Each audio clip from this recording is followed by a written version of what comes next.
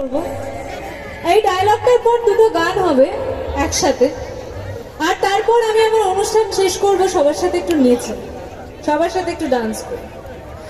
তো এখন একটা ডায়লগ হয়ে যাক। আমাকে অনেকবার তো কোর্টে দেখা গেছে এবং অনেকবার মিশকা ধরা পড়েছে দীপার কাছে, অনেকবার কোর্টে নিয়ে গেছে মিশকাকে টানতে টানতে, মারতে মারতে, তাই না? আর মিশকাকে যখন দীপা এলোপাথারি চটটা মারে ভালো লাগে বলো? খুব ভালো লাগে, তাই না? যখন বেল্ট দিয়ে মেরেছিল খুব ভালো লেগেছিল বলো? কিন্তু এটাও ঠিক যে মিশকার মতো মেয়ের মার খাওয়া উচিত। অহনার না, অহনা তো কোনো খারাপ কাজ করেনি। অহনা তো মানুষ ভালোবাসে, মানুষের সাথে কথা বলতে ভালোবাসে, এনজয় করতে ভালোবাসে। কিন্তু মিশকা শুধু সূর্যকে ভালোবাসে। তাই আমার হাতে কিচ্ছু নেই। লাস্ট অব থেকে সূর্যকে পাবো, তুমি আশীর্বাদ করলে পেতে পারি, না হলে মিশকা আশা একেবারে হারিয়ে ফেলেছে।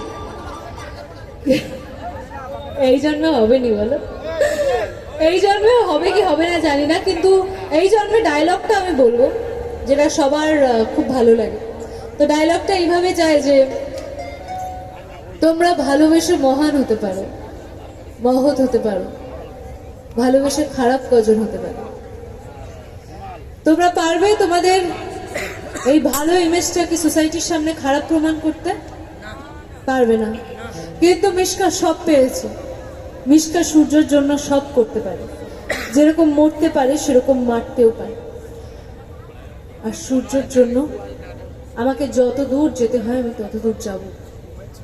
ওর জীবনে নতুন পুরনো যেই আসুক না কেন আমি তাকে বাঁচতে দেব না। মিশকা সূর্যকে পেয়েই ছাড়বে, কারণ Mishka Sen is a genius. Thank you.